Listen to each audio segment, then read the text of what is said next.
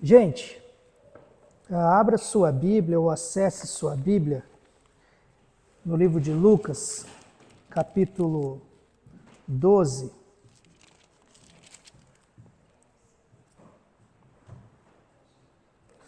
Lucas, capítulo 12, versículo 13.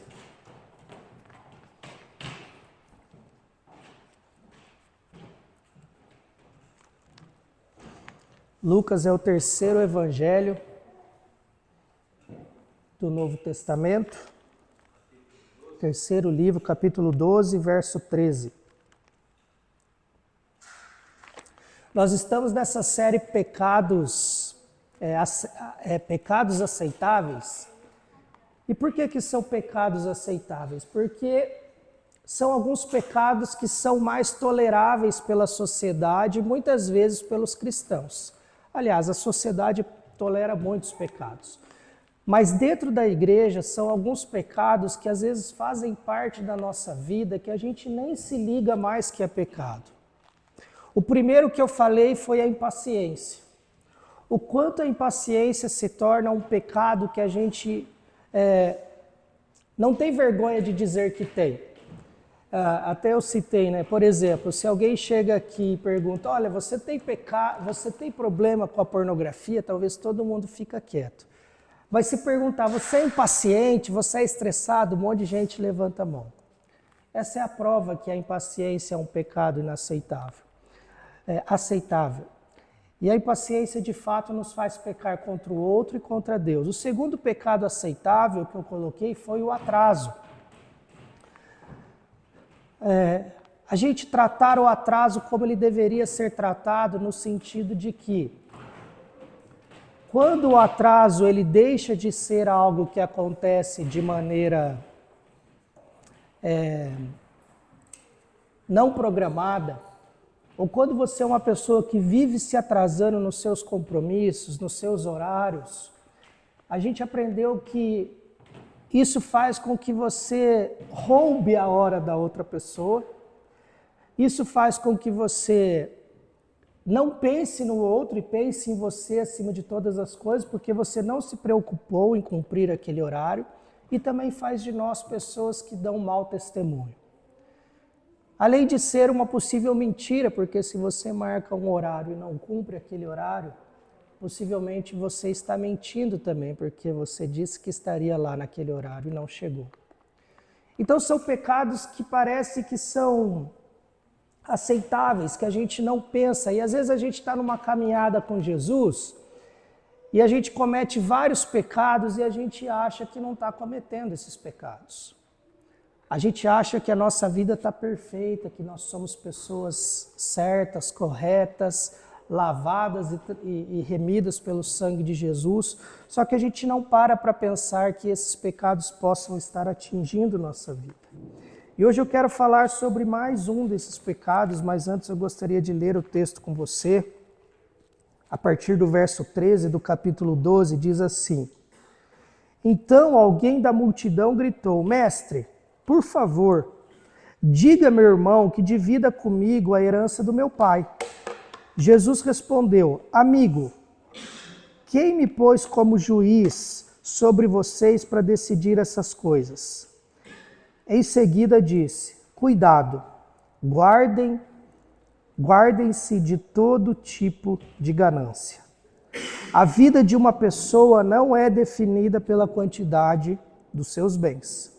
Então lhes contou uma parábola.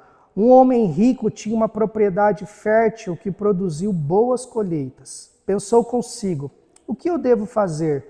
Não tenho espaço para toda a minha colheita. Por fim, disse a si mesmo, já sei, vou derrubar os celeiros e construir outros maiores. Assim terei espaço suficiente para todo o meu trigo e todos os meus bens. Então direi a mim mesmo, amigo, você guardou o suficiente para muitos anos. Agora descanse, come, beba e alegre-se. Mas Deus lhe disse, louco, você morrerá essa noite. E então, quem ficará com o fruto do seu trabalho? Sim, é loucura acumular riquezas terrenas e não ser rico para com Deus.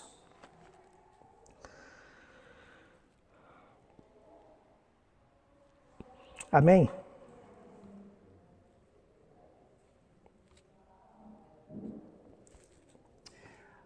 Embora a gente tente dizer para nós mesmos que nós não somos o que nós temos,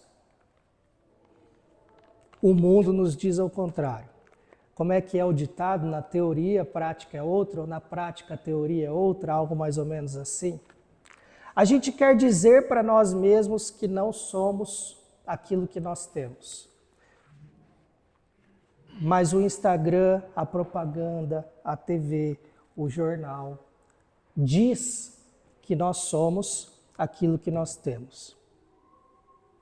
E mais, as nossas conversas nas nossas mesas, muitas vezes quando falamos de alguma coisa, não falamos, por exemplo, do cara que fez a pizza, quando você pede uma pizza. A gente fala do dono da pizzaria, que começou vendendo pizza em casa e hoje tem um império de pizzaria. As nossas biografias e as nossas conversas de roda, elas se tratam de pessoas que foram, conquistaram, tiveram e são hoje grandes personalidades do mundo. Porque a gente valoriza títulos. Nós temos a tendência de valorizar títulos, de valorizar números, de valorizar as coisas e as situações, os bens acima das pessoas. As histórias que nós mais valorizamos são histórias de pessoas que começaram do nada e construíram um império. Só pegar as maiores biografias do mundo, Steve Jobs e outros homens que fizeram e aconteceram. Nós estamos inseridos num contexto em que as biografias nos interessam, em que as biografias que nos interessam têm a ver com posse, com poder, com ser, e a gente vai passando a viver uma vida dessa forma. É só a gente pensar a briga que é quando lança um celular novo.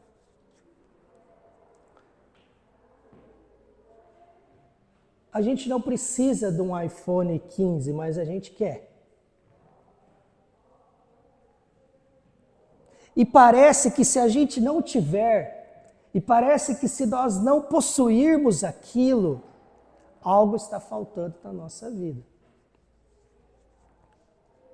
Nós temos um carro que nos leva para todos os lugares. E qual que é o papel do carro? Mas por que nós queremos um carro mais caro do que o que nós já temos? E aqui eu quero falar sobre esse pecado hoje da ganância, porque o problema de você e eu desejarmos ter algo não é um problema. Você desejar estudar, ser melhor, conquistar, não é. O grande problema é quando o desejo pela posse acaba nos possuindo. O desejo por ter acaba possuindo a nossa vida e o nosso coração. E embora a ganância ou a avareza, conforme algumas tradições, tem algumas traduções, algumas bíblias diz que sobre esse versículo fala sobre a avareza, sejam pecados aceitáveis, Jesus nos diz para guardar o nosso coração desse pecado. Guardar o coração do pecado da ganância, guardar o coração do pecado da avareza. Mas por que a ganância é pecado? Porque a ganância é um desejo desmedido de ter. E esse texto, ele começa com um homem chegando a Jesus e falou assim: Jesus, fala para o meu irmão dividir comigo a minha herança, a herança. E quando a gente fala de herança, vocês sabem por aí. Eu não sei se no seu cartório é envolvido com isso, mas quantas pessoas já morreram e mataram por causa de herança? Tem família que o velho ainda nem morreu e os irmãos já estão se matando para ver quem vai ficar com o maior quinhão da herança. E aqui não era diferente. Esse homem na multidão, ele estava do lado de Jesus, vendo Jesus fazer milagres, e ele estava preocupado com o quê? Com a herança. Ele podia chegar para Jesus e gritar: Senhor, faça algo inexplicável na minha vida, mas não, ele estava preocupado com o dinheiro.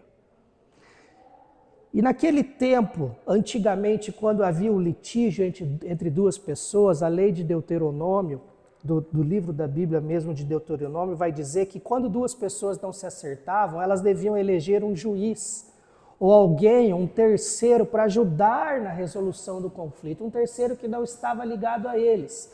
E por isso que aquele homem chega e grita para Jesus: Jesus, fala com meu irmão. E Jesus fala: meu amigo, quem me elegeu juiz sobre vocês? Eu não vou entrar nessa conversa, não.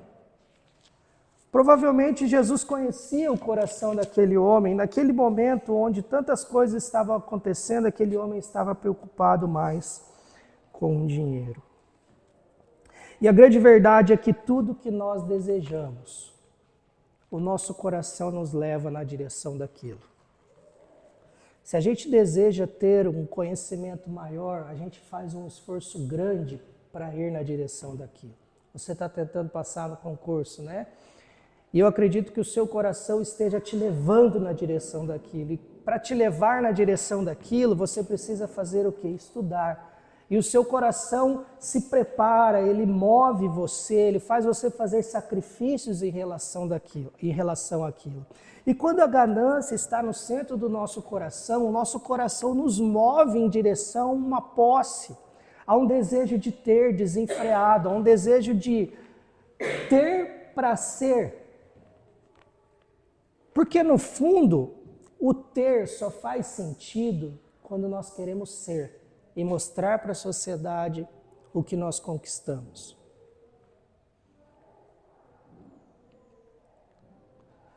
Virou uma moda tirar foto no espelho, né? E às vezes eu me pergunto, será que a foto no espelho não é para mostrar a quantidade de câmera que tem atrás do seu celular? Vocês já fizeram essa pergunta? Parece muito idiota, mas por que foto em espelho? É estranho.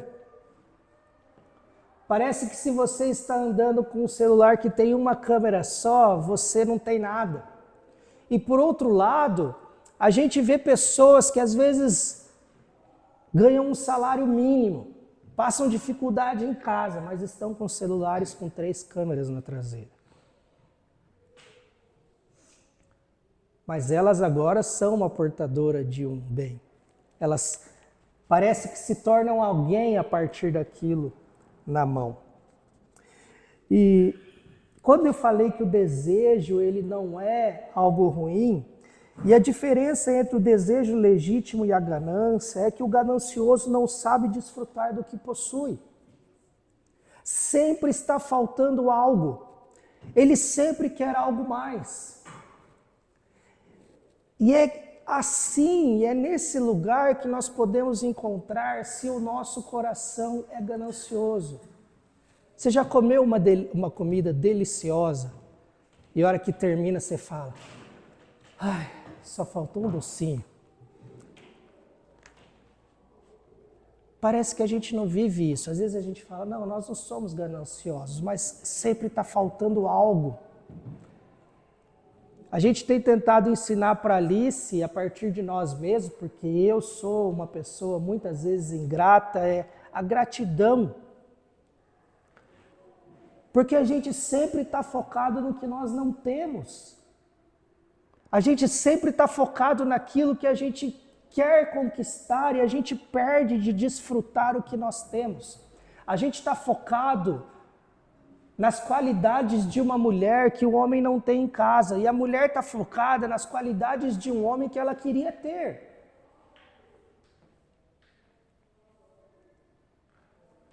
E aí os nossos casamentos vão embora, porque a gente não desfruta daquilo que a gente tem dentro de casa, que um dia a gente escolheu. E quando a gente escolhe alguma coisa, alguma pessoa, junto com essa coisa, junto com a pessoa, existem as coisas, os pontos positivos e os pontos negativos. Então a diferença entre o desejo legítimo de ter algo e a ganância é que o ganancioso ele não consegue desfrutar porque ele sempre está olhando para alguma coisa e está faltando algo para ele. E agora a gente veio para o texto e Jesus conta a história de um homem. Um homem que chegou, teve uma grande colheita, olhou para os seus celeiros que estavam cheios, abarrotados, e ele com aquela colheita na mão. E é interessante que esse homem não está conversando com ninguém, ele está conversando com ele mesmo. Ele diz, eu já sei o que eu vou fazer. Eu vou destruir todos esses celeiros e vou construir um celeiro maior, para que eu possa colocar as coisas lá dentro.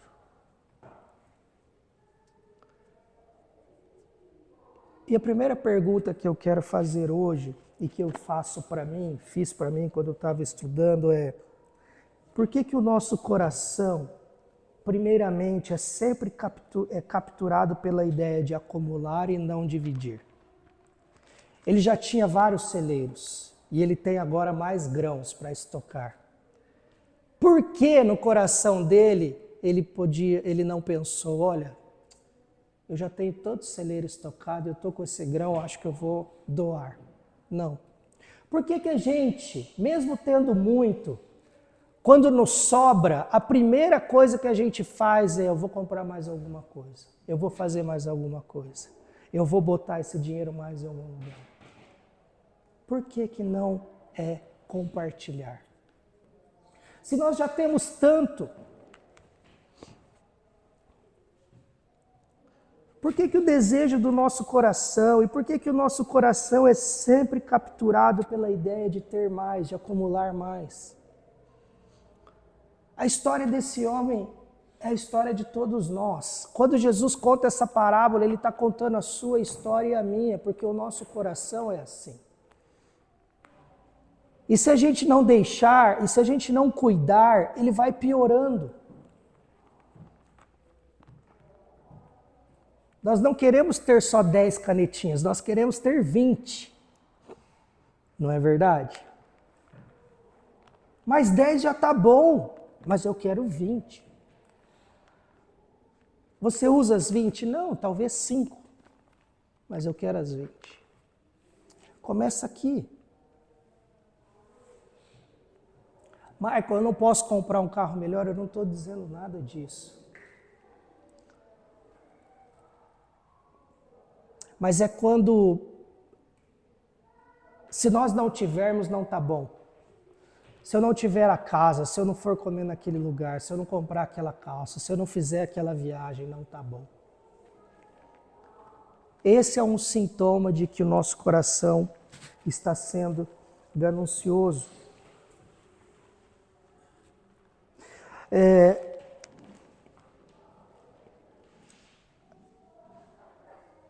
E o desejo, muitas vezes, de ter hoje, ele tem um desejo mais voltado pela experiência. Não é só ter, é a experiência que o ter nos proporciona. Vocês já sentaram em mesa de pessoas que estão contando coisas que viveram? Imagine você estar numa mesa, falando sobre aventuras que você viveu e está se inflando, e chega uma pessoa e fala, vocês fizeram isso? Pois é. A gente alugou um submarino para ir ver o Titanic. Você quer uma... Acaba a conversa. Ou não? Você pode ter feito o que você quiser ter feito, mas quando alguém chega e fala, nós alugamos um submarino para ir ver o Titanic, tudo que você possa ter conquistado na vida não chega perto disso. Porque isso é uma experiência para pouquíssimas pessoas. Assim como é uma experiência para pouquíssimas pessoas ir comer em um restaurante em que a carne é banhada de ouro.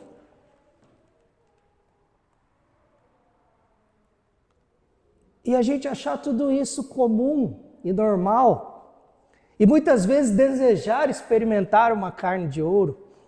Aqui no Brasil existe um restaurante japonês que vende comida japonesa salpicada de ouro. a experiência de ter um carro melhor, de ter a melhor viagem, de ter a melhor vida. A experiência e aquilo que a experiência nos promete, parece que fará diferença na nossa vida. E quando nós não temos essa experiência, parece que nós não somos alguém. E o texto começa contando que Jesus está falando justamente isso para as pessoas, né? A gente acha que isso é um ditado popular, mas é Jesus falando no versículo 13, no versículo 14, o seguinte: a vida de uma pessoa não é definida pela quantidade dos seus bens. Quem disse isso é Jesus. Não é palavra de um ser humano, é Jesus que falou. A nossa vida não pode ser detalhada, ou nós não podemos ser definidos pela quantidade de bens, ou por aquilo que a gente fez, ou por aquilo que a gente conquistou. E a ganância é um pecado aceitável, porque a ganância é um pecado que ela acumula para si. Aquele homem, ele acumulou e ele olhou aquele barracão e ele destruiu aqueles celeiros e construiu outros, e ele acumulou para quem? Para ele. E o ganancioso, ele acumula para si, ou, se ele for um pouquinho melhor, para os seus. Aqueles que são dele, da família dele, de perto dele, talvez desfrutam da sua ganância. Ganância é um pecado porque trata-se de um querer desmedido para mim mesmo. E quando eu me deparei com esse texto e pensando sobre ele, as perguntas que eu fui fazendo é: quais são os celeiros que eu estou destruindo e construindo outros para colocar mais dentro? Porque a responsabilidade de construir seu próprio celeiro, da Alice, não é minha, é dela. É muito legal a gente fazer uma poupança para deixar para os nossos filhos e tal, mas essa teoricamente não é uma responsabilidade minha. É uma responsabilidade dela, da família que ela vai desenvolver, do marido dela. E tem pessoas que têm um patrimônio que poderiam viver 10, 12 gerações à frente, muito bem vividas, mas continuam ajuntando em celeiros. E não são só as coisas que capturam o nosso coração. O desejo de fama, de poder, o desejo de prestígio, de prazer, essas coisas também capturam o nosso coração. Não é só ganância de dinheiro, é ganância de poder, é ganância de glória, é ganância de poder chegar do lado do outro e olhar e falar assim: eu tenho mais, eu sou mais, eu posso mais. Então, essa cultura de construir um celeiro maior para colocar mais do que você já tem, é um culto a si mesmo, é um culto à meritocracia. Olha o que Jesus diz que esse homem faz, a conversa que ele tem. Pensou consigo: o que devo fazer? Não tenho espaço para toda a minha colheita. Por fim, ele disse para ele mesmo: eu já sei. Vou derrubar os celeiros e construir outros maiores, assim terei um espaço suficiente para todo o meu trigo e os meus outros bens. Então direi a mim mesmo: amigo, você guardou o suficiente para muitos anos. Agora descanse, coma, beba e se alegre. Olha a beira da loucura, ele está dizendo para ele mesmo: rapaz, você é o bichão mesmo, hein? Você é o cara, você conquistou tudo. E você quer saber? Agora você pode desfrutar disso tudo sossegado, porque você é o cara. Primeiro, ele só teve aquela colheita porque Deus mandou a chuva. Em nenhum momento Deus se fez presente na conversa desse louco. Em nenhum momento ele foi grato a Deus pelo que Deus tem. E o ganancioso é assim, ele nunca consegue por causa de Deus ou pela ajuda do outro, é ele. Ele foi bom, ele que fez.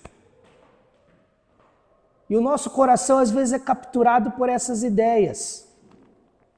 Eu tenho, Juninho, a gente conversa bastante sobre isso, eu tenho um preconceito muito grande com esses coaches que estão aparecendo agora no mercado. Porque eles pintam a vida como se a vida fosse um negócio e um modelo que se você colocar em prática, você vai dar certo. E se você não colocar em prática, não vai dar certo.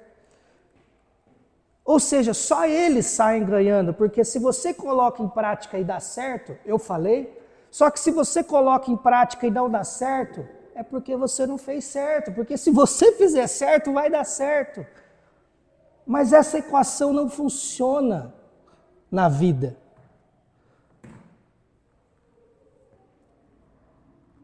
A vida ela tem algumas variáveis que não funcionam na matemática. Eu posso fazer tudo certo, eu posso não fumar, eu posso não ter uma vida desregrada e chegar amanhã e ter um câncer de pulmão. E aí? Aí o cara que fumou a vida toda e nunca teve fala, você é trouxa, falei para você fumar um cigarrinho, não dá nada. Só que a gente entra numa espécie de vida e de cultura de celeiro, de achar que nós somos merecedores daquilo que nós fazemos. E a gente entra na palavra meritocracia. E construir mais celeiros é se afastar de Deus, em outras palavras, é confiar em si mesmo e não em Deus. É por isso que quando eu acumulo, eu estou dizendo a mim mesmo, eu estou cuidando de mim, não Deus. Vocês conhecem a história de quando o povo saiu do Egito, no deserto? Eles eram escravos no Egito e Deus tirou eles do Egito, abriu o Mar Vermelho e a Bíblia fala que durante a noite caía um pão do céu para eles comerem, o famoso maná. Só que tinha uma regra.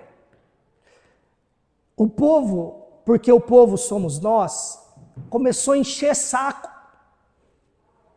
Caiu o maná, eles começaram a pegar um monte de maná, falando assim, vamos pegar para amanhã, porque vai que amanhã não cai de novo. Sabe o que acontecia? No outro dia, o maná estragava. Não prestava. O que Deus estava querendo dizer com isso é, meu amigo, o que eu te dou é para hoje. Você precisa viver o hoje.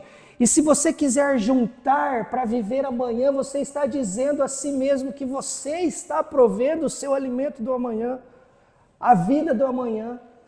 Mas Deus, ao contrário, na sua palavra, desde cedo vai dizendo, vocês precisam aprender a depender de mim. Não adianta juntar em celeiros, não adianta fazer nada disso. Toda vez que vocês fazem isso, estraga.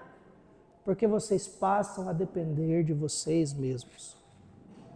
E toda vez que a gente quer depender de nós mesmos, a nossa vida desanda. Nós somos peritos em querer depender de nós mesmos. É aí que o casamento acaba, é aí que a empresa falha, é aí que a colheita vai para o brejo. É aí que a paternidade não funciona porque a gente quer fazer do nosso jeito.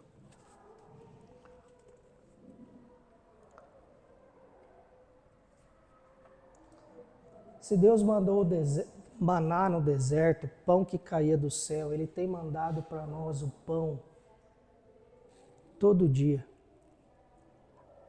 A oração mais rezada do mundo não é pensada. Pai nosso,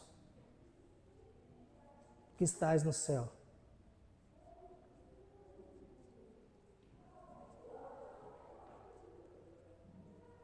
O que mais que fala a oração?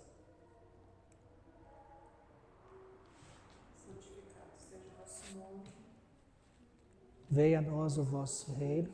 seja feita a sua vontade, assim na terra como no céu. O pão nosso de cada dia, mas a gente quer juntar o pão de amanhã, o pão de depois de amanhã, o pão de daqui 2 anos, o pão de daqui 3 gerações.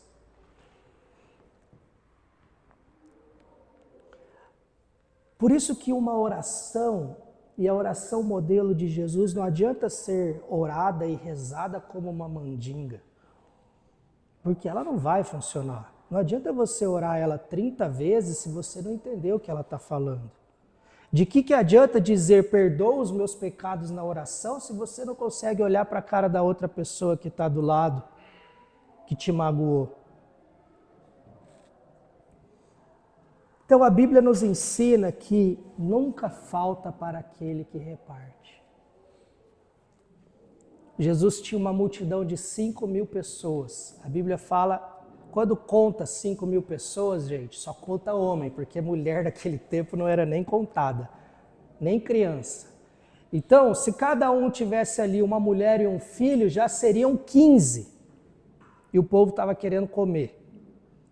E os discípulos chegaram e falaram, ô Jesus, você já pregou a palavra, manda esse povo embora, o que importa é a Bíblia. Jesus falou assim, eles precisam comer.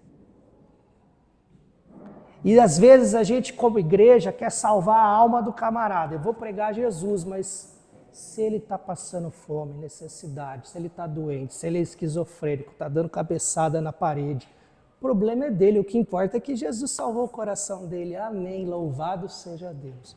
Esse não é o Evangelho de Jesus. Quando o Evangelho de Jesus entra, ele nos transforma como um todo. E tem gente que precisa de um empurrãozinho na vida. Tem gente que precisa primeiro ganhar o pão, o peixe, para depois ser ensinado a pescar.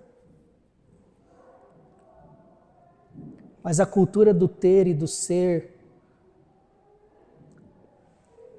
esse mundo que a gente vive, que é um capitalismo selvagem, e aqui eu não estou fazendo uma apologia ao mundo do comunismo, porque eu acho também que não é resposta, mas hoje nós vivemos dessa cultura de que se não está fazendo é porque não presta, é vagabundo, não quer trabalhar. A gente precisa às vezes ser essa mão que dá. E Jesus tinha essas 5.000 pessoas e tinha um menino com 5 pães e 2 peixinhos, e Jesus falou, traz aqui. Um menino com 5 pães e 2 peixinhos. Jesus tomou aquele, pegou dele. Será que ele ficou pensando, o que eu vou ter para comer amanhã? Talvez isso era o que eu tinha para hoje, para amanhã e daqui 3 dias. Mas Jesus pega aqueles 5 pães e 2 peixes e multiplica e transfere e doa para todas aquelas pessoas. Construir celeiros maiores, sendo que nós já temos muito estocado, é a mesma coisa que olhar para Deus e dizer, eu não confio que você irá me sustentar. Eu vou dar o meu jeito.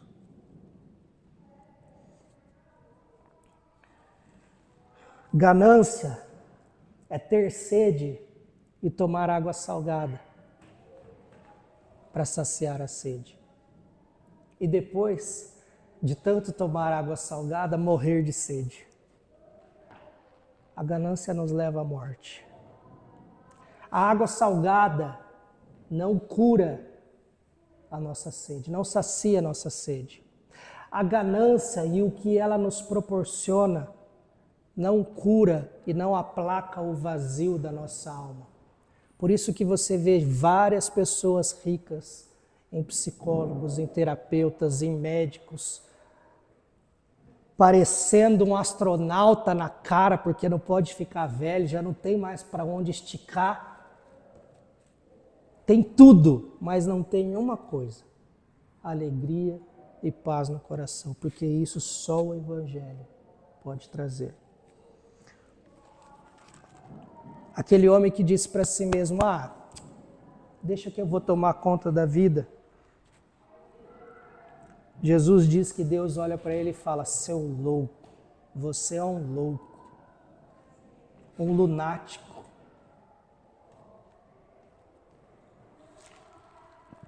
Você morrerá esta noite. E olha que interessante, ele estava juntando. Será que ele se perguntou alguma vez, quando ele olhou para todos aqueles celeiros e com um monte de coisas sem colocar em celeiros, será que ele se perguntou, será que eu vou morrer essa noite? Para quem que eu vou deixar? Para quem que vai ficar? Não. E Deus vem e fala, é essa noite mesmo que você vai morrer. E faz a pergunta, e então, quem ficará com o fruto do seu trabalho? De fato, ele trabalhou, ele tem direito a ter aquilo. Deus não está condenando o fato dele não ter. Deus está fazendo com que ele pense o seguinte, você acha que pelo fato de você ter trabalhado, você tem o direito, ou você é dono no sentido de ter propiciado tudo isso? Se eu não mandar a chuva, você não colhe. Só que no mundo meritocrata, o nosso trabalho vale mais do que o da pessoa do lado. Por que a minha hora vale R$500 e a do pedreiro que passa o dia inteiro no sol vale 50?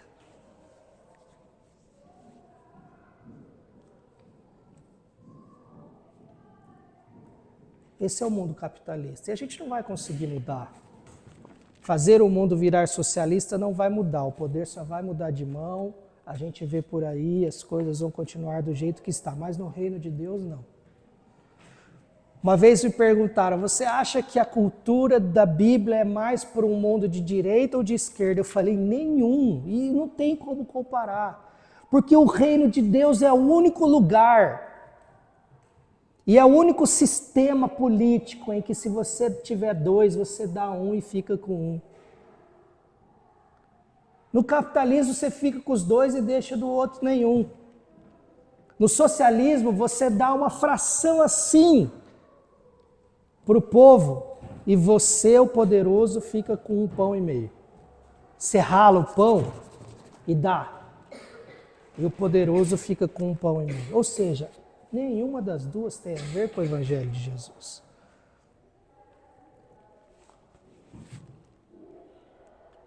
Sim, Jesus termina dizendo, é loucura acumular riquezas terrenas e não ser rico para com Deus.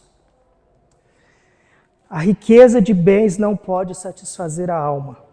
Quem busca isso continuará construindo celeiros, mas ainda terá sede na alma.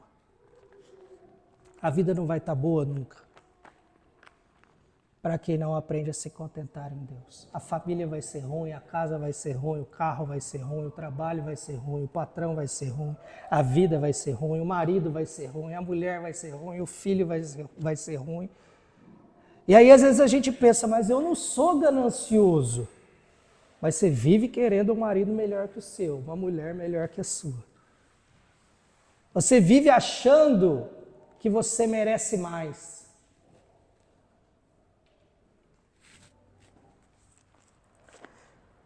A gente tem um conceito errado de prosperidade e algumas igrejas evangélicas, com bastante aspas, nos ensinaram e têm tentado ensinar as pessoas disso, de que a prosperidade é você ser rico, ou que a vida em Deus, por você ser filho do rei, tem que fazer você viver como um príncipe, aonde o lugar que você chega, as pessoas devam esticar um tapete vermelho para você passar. Só que Jesus, o próprio Deus, quando veio, ele não veio e as pessoas não esticaram tapete vermelho nenhum, muito pelo contrário, ele veio para lavar o pé. E eu gosto da frase de que ser próspero não é ter muito, é ter sempre, ainda que seja o suficiente. Isso é prosperidade de acordo com Deus. Deus nunca nos prometeu celeiros cheios. E ele continua esse texto para encerrar no próprio capítulo 12, depois que ele tem esse versículo, no versículo 21, que ele diz, sim, é loucura acumular riquezas terrenas e não ser rico para com Deus. E ele continua. Então, voltando para os seus discípulos, Jesus disse, por isso eu lhe digo que não se preocupem com a vida diária, se terão o suficiente para comer, ou com o corpo, ou se terão o suficiente para vestir. Pois a vida é muito mais que comida e vestimento. Pois a vida é mais que comida e o corpo é mais que roupa. Observem os corvos, eles não plantam e nem colhem, nem guardam comidas em celeiros, pois Deus os alimenta. E vocês valem muito mais do que qualquer pássaro. Qualquer de vocês, por mais preocupado que esteja, pode acrescentar ao menos 1 hora da sua vida? Ponto final.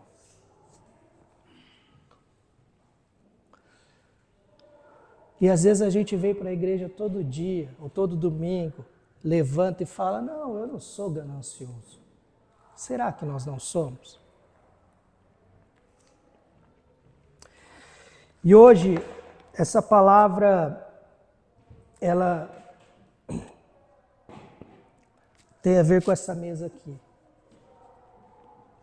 Porque essa mesa aqui não é a mesa da ganância, é a mesa da partilha. É a mesa onde aqueles que conheceram Jesus se juntam com outros que são seguidores de Jesus e compartilham o pão. É a mesa onde não existe um mais poderoso e um menos poderoso, porque o próprio Deus se assenta ao redor dessa mesa. Jesus não fez questão de sentar na cabeceira da mesa. Eu sou o chefe. Algumas famílias existe essa cultura, né? Não, aquela cadeira ali, da ponta da mesa, do pai, do vô. É um sinal de autoridade. Legal. Mas na mesa de Jesus não tem cabeceira. Na mesa de Jesus, Jesus nos torna todos iguais. E no dia do julgamento final, não vai importar se você construiu vários celeiros, se você teve muita coisa, se eu construí muitas coisas. Não vai importar se eu fui rico de dinheiro, de conhecimento, de poder. O que vai importar é quais foram os tesouros que eu juntei no céu. E embora tenha algumas igrejas vendendo chave do céu aí, mansão lá no céu, tem algumas pessoas aqui até comprando, não vai funcionar. Não adianta você tentar comprar bens no céu, porque o dinheiro não pode comprar isso. O que faz você e eu termos bens no céu é a vida que levamos em Jesus. É um desafio fazer com que a ganância não seja aceitável na nossa vida. Porque sim, nós somos gananciosos. Nós queremos mais. Que a gente possa pedir sabedoria a Deus para que a ganância não nos tome. Que o desejo de ter mais não nos tome o coração. E a oração que eu quero fazer hoje com vocês é que, se nós já tivermos vários celeiros e aparecer mais colheita, em vez de nós tentarmos destruir esses celeiros e aumentar, nós pudéssemos pensar em compartilhar isso que está nos sobrando. Como igreja, nós estamos em busca de uma família para abençoar. E tem aparecido algumas famílias em que existem 6 pessoas na casa e apenas 2 colchões, e elas dormem os 6 em 2 colchões.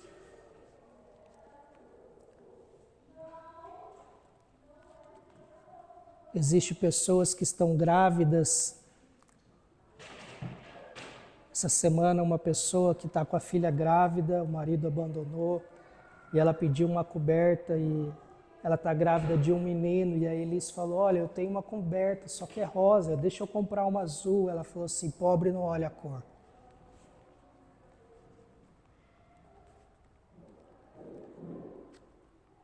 Enquanto pessoas estão vivendo assim, nós estamos ajuntando celeiros, construindo celeiros para colocar mais coisas.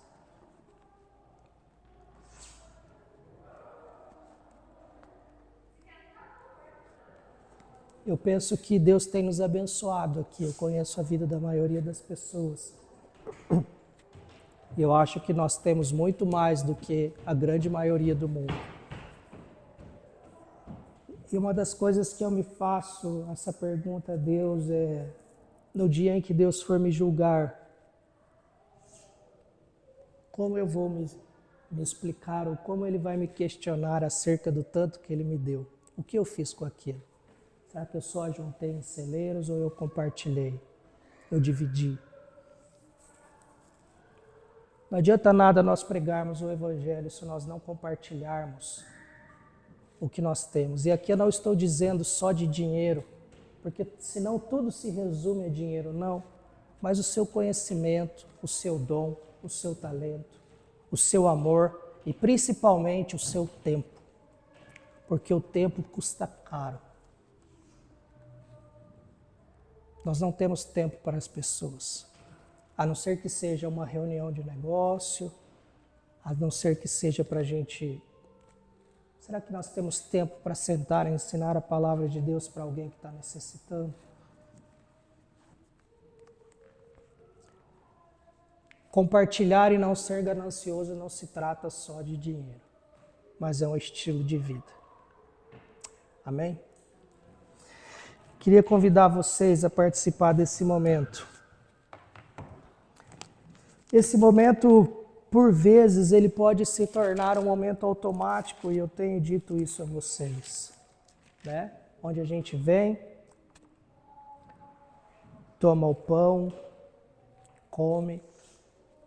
Algumas igrejas de origem cristã fazem isso em todos os cultos ou em todas as missas, e isso parece um momento mágico, como se nós tomássemos isso nos tornaria mais santo, ou isso nos tornaria melhores ou superpoderosos, mas não. Isso aqui é uma lembrança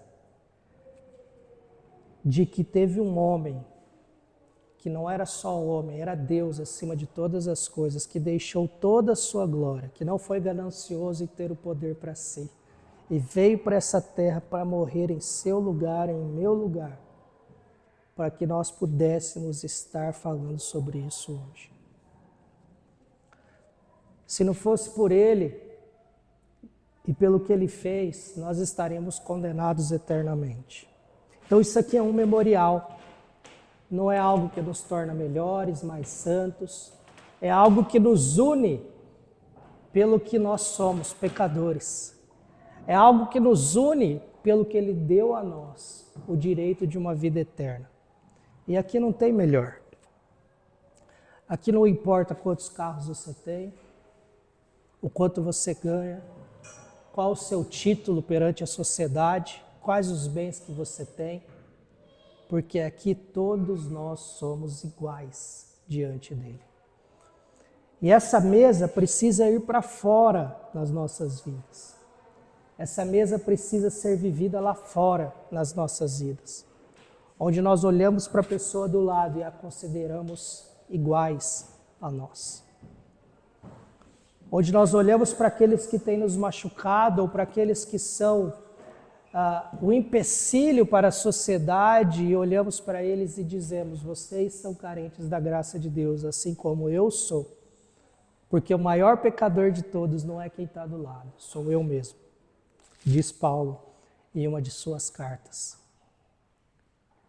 Quando nós entendermos que nós somos os maiores pecadores, essa mesa é o nosso lugar. Sempre que nós entendermos que os maiores pecadores somos nós, essa mesa é nosso lugar. E a Betina também já está querendo participar dessa mesa. E nessa mesa, gente, como eu falei, não há dinheiro que pode comprar o passe para estar aqui. Jesus já pagou vida e por isso você é convidado a participar dessa mesa. Por isso você é convidado a lembrar do que Jesus fez. E nessa hora eu convido você a pegar o pão e o vinho e a participar conosco.